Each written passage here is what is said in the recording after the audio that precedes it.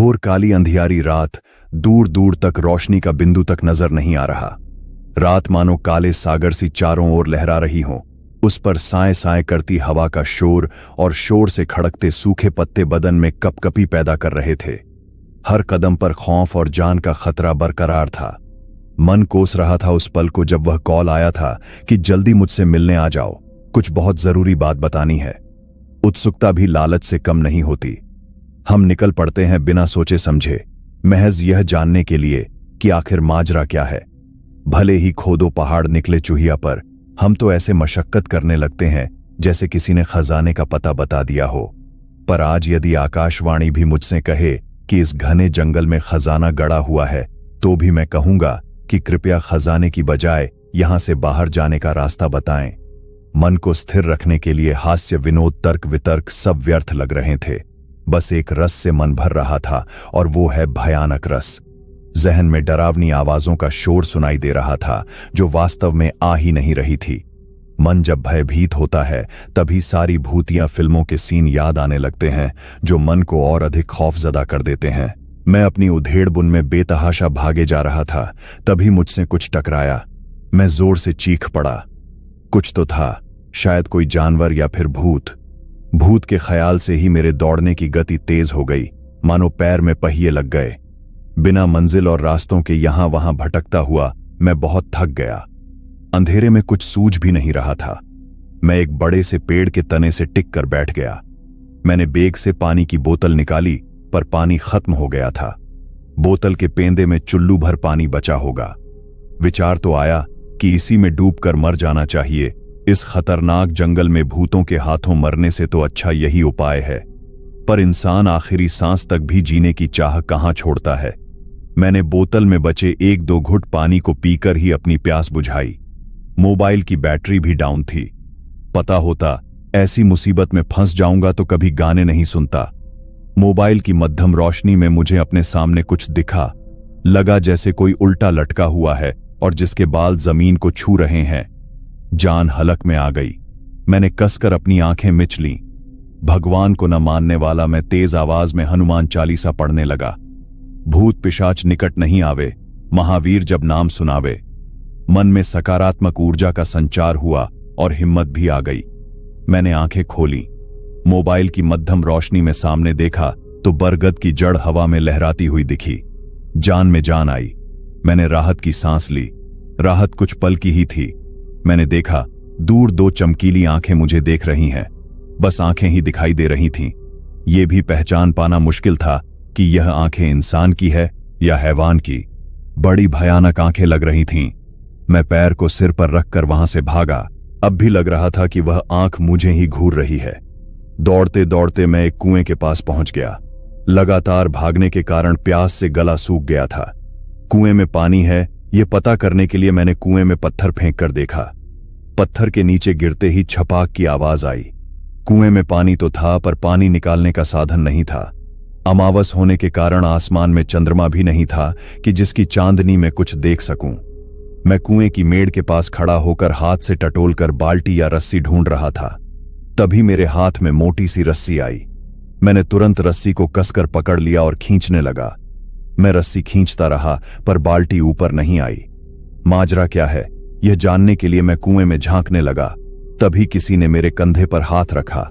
मैं जोर से चिल्लाया। मेरे हाथ से रस्सी छूट गई। मेरी आवाज कुएं में गूंजने लगी जो बड़ी भयानक लग रही थी। मैंने पलटकर देखा तो छोटी सी चिमनी हाथ में लिए एक अधेड़ उम्र की महिला खड़ी थी। उसका पहनावा बंजारों जैसा था और चेहरे पर गुदने के निशान थे। मुझे लगा यह कोई प्रेतात्मा है जो कुएं की रखवाली करती होंगी, पर मेरा अनुमान गलत साबित हुआ। वह बोली, साहब, गौरव बाबू तो शहर से बाहर गए हैं। आपकी बस बहुत देरी से आई। मैं आपको लेने बस स्टैंड गई थी।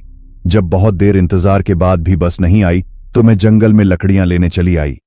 मैंने वह अचकांचते हुए बोली, मालूम नहीं साहब, तुम कौन हो? मैंने अगला सवाल दागा। हम गौरव बाबू के यहां काम करते हैं साहब, कहकर उसने लकड़ियों का गट्ठर सिर पर उठा लिया और जाने लगी। मैं बिना कुछ कहे उसके पीछे चलने लगा। कुछ देर की चुप्पी के बाद मैंने कहा, क्या यहां हमेशा ऐसा ही अंधेरा रहता है? हाँ साहब, यहां बिजली पानी की व्यवस्था नहीं है। पर आप चिंता न करें, आपके खाने पीने का इंतजाम मैं कर दूंगी। गौरव कुछ कहकर गया है कि कब तक आएगा? नहीं साहब, वो तो कभी कुछ बताकर नहीं जाते, वह बोली। महिला की बात सुनकर मुझे गौरव पर बहुत गुस्सा आया।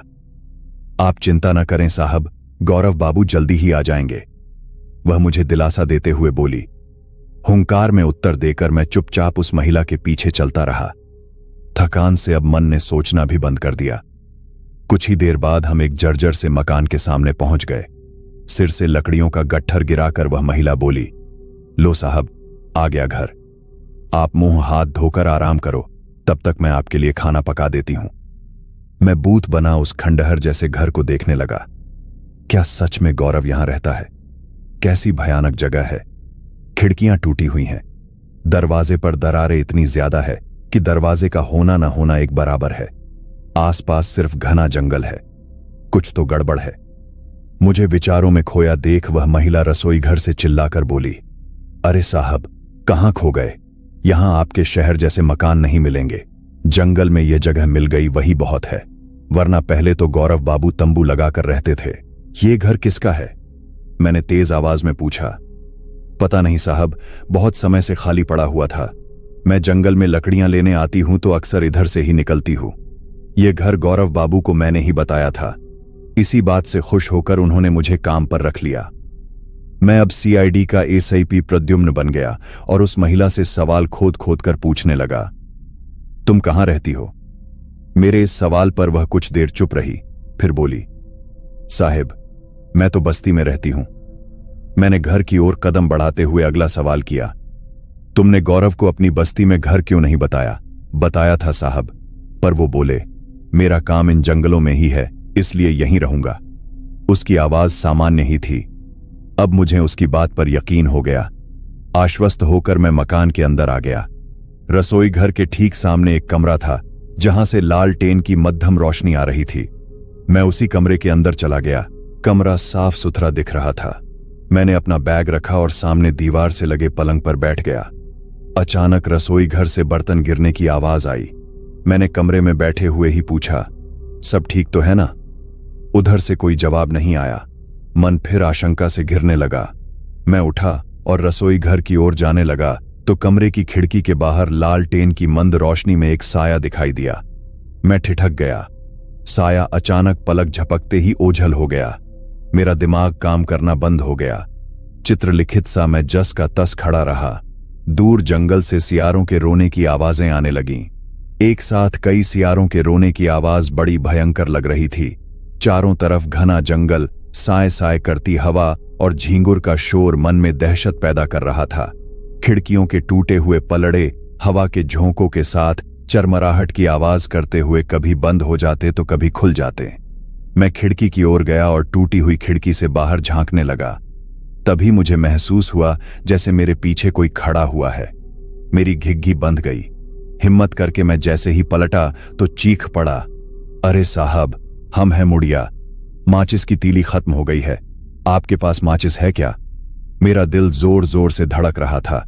हाथ पैर कांप रहे थे। मैंने कांपते हाथों से अपनी जीन्स की दोनों जेब टटोली। एक जेब में लाइटर मिल गया। लाइटर देते हुए मैंने उस महिला से कहा, माचिस नहीं है, इसी से काम चला लो। हो साहिब। लाइटर लेकर वह महिला कमरे से बाहर चली गई। मैं फिर से वीरान जंगल को देखने लगा। जंगल के दानवाकार पेड़ भयानक लग रहे थे। तभी मेरी निगाह बरगद के एक पेड़ पर पड़ी। कुछ था वहां।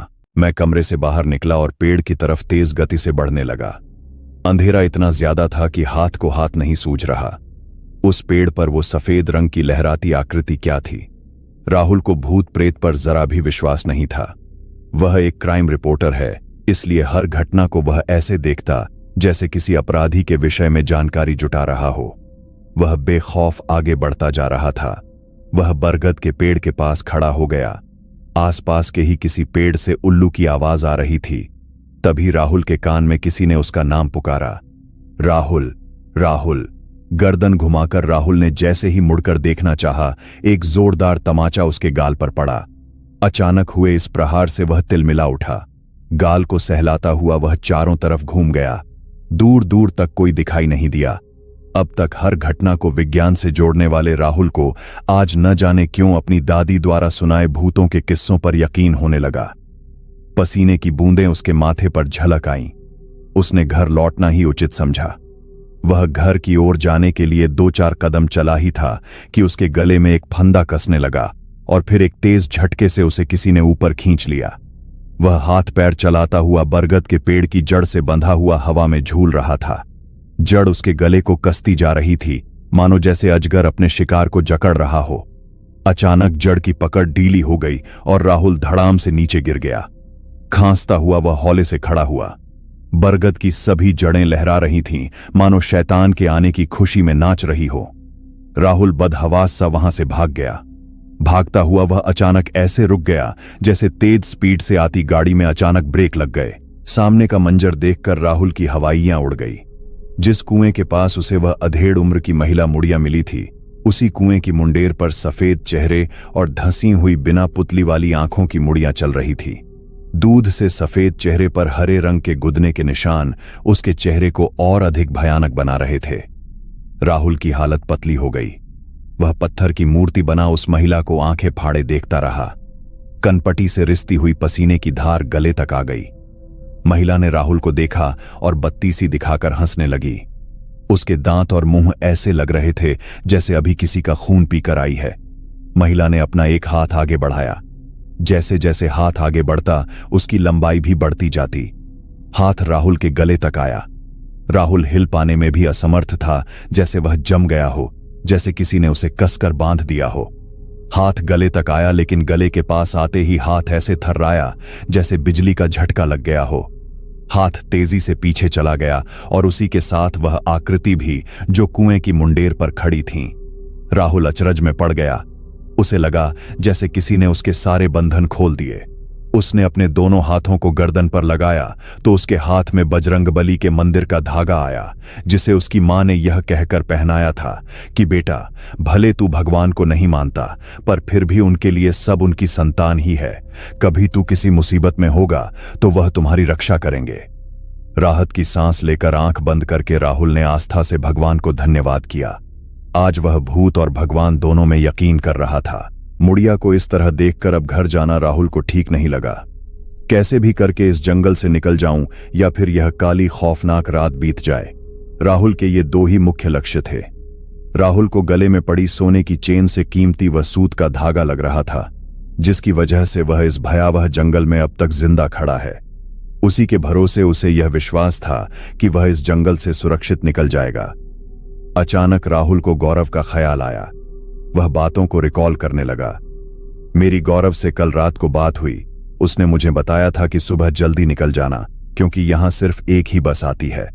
मैंने जब गौरव से वापसी के साधन का पूछा था, तब उसने बताया था कि जो बस आती है वही रात को मुसाफिरों को लेकर वापस शहर लौट जाती है। इस हिसाब से तो गौरव शहर उसी बस से जाता जिससे मैं आया था। इसका मतलब गौरव शहर नहीं गया, वह यहीं कहीं है। गौरव की तलाश राहुल का नया लक्ष्य था। गौरव की खोज करने से पहले मुझे उसी मकान में वापस जाना होगा।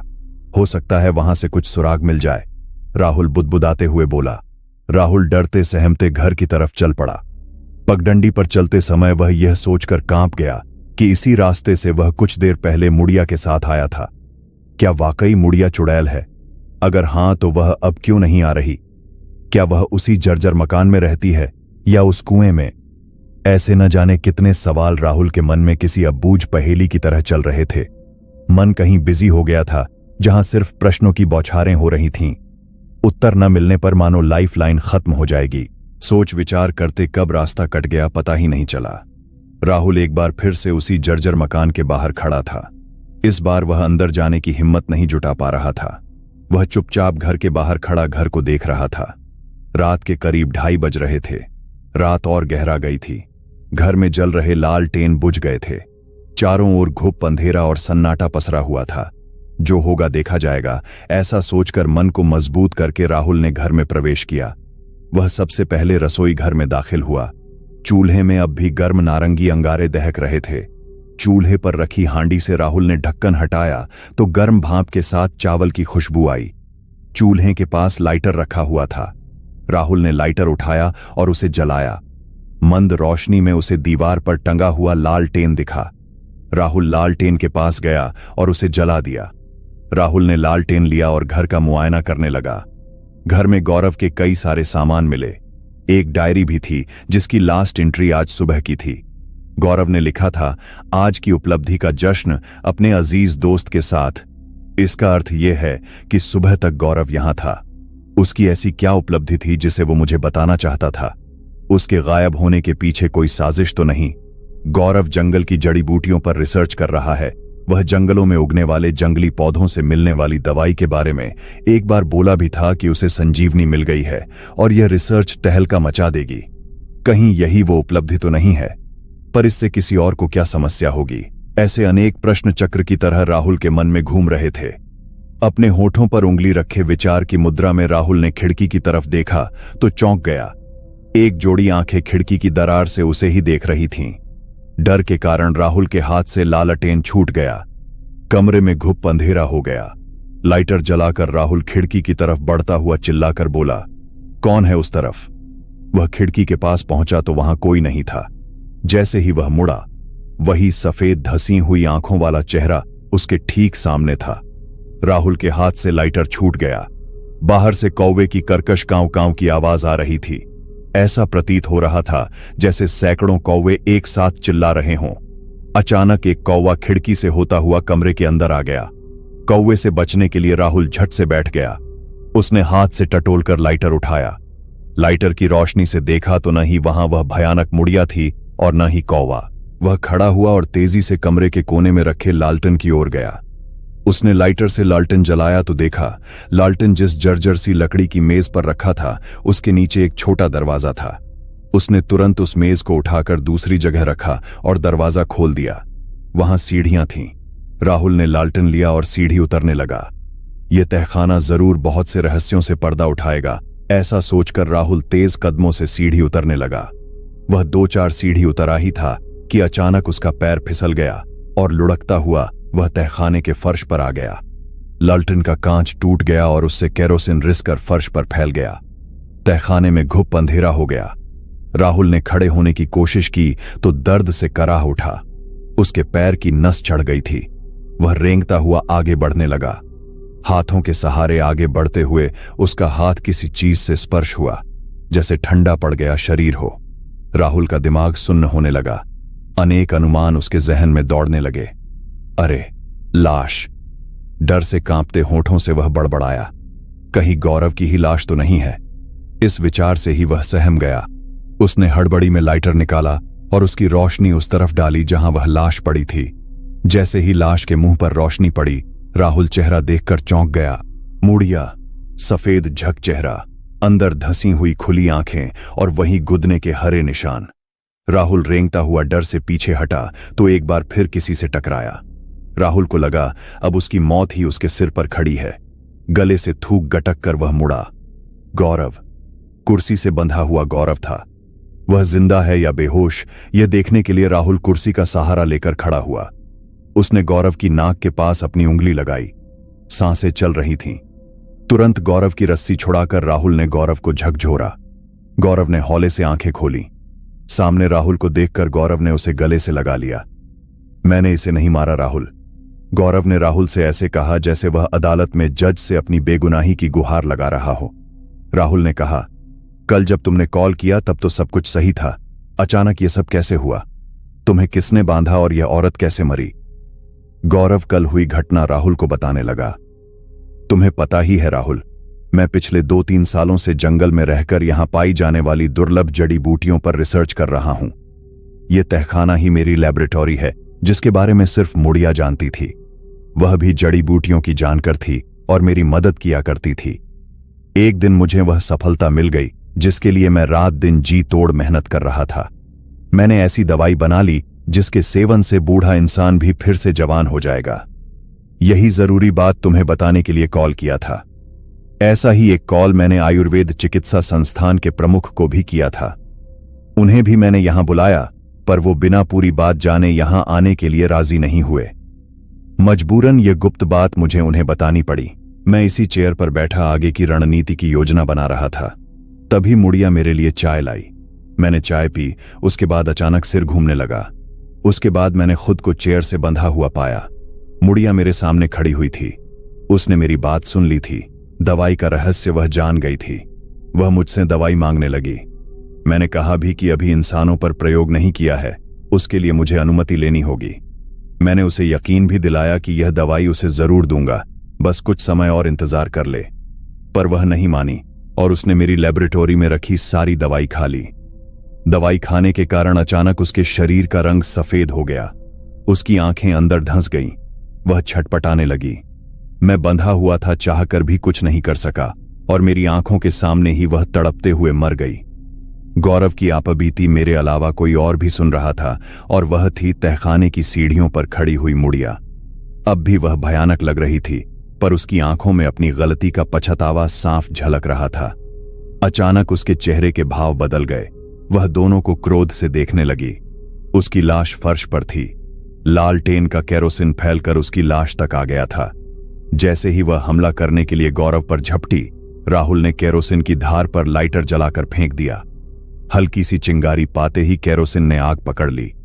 लाश धू-धू करके जलने लगी और उसी के साथ वह खौफनाक मुड़िया भी आग के धुएं के साथ हवा हो गई। गौरव और राहुल तहखाने से बाहर आ गए। खौफ की वो रात बीत चुकी थी। सुबह होने वाली थी। रात को भयावह दिखने वाला जंगल अब सुंदर लग रहा था। राहुल हंसकर गौरव से बोला, यार कोई ऐसी दवाई भी बना जो जवान लोगों को फिर से जिंदा कर दे। तेरी जवानी वाली दवाई के चक्कर में मैं तो मर ही जाता। हाँ हाँ हाँ, राहुल और गौरव ठहाके लगाकर हंसते हैं।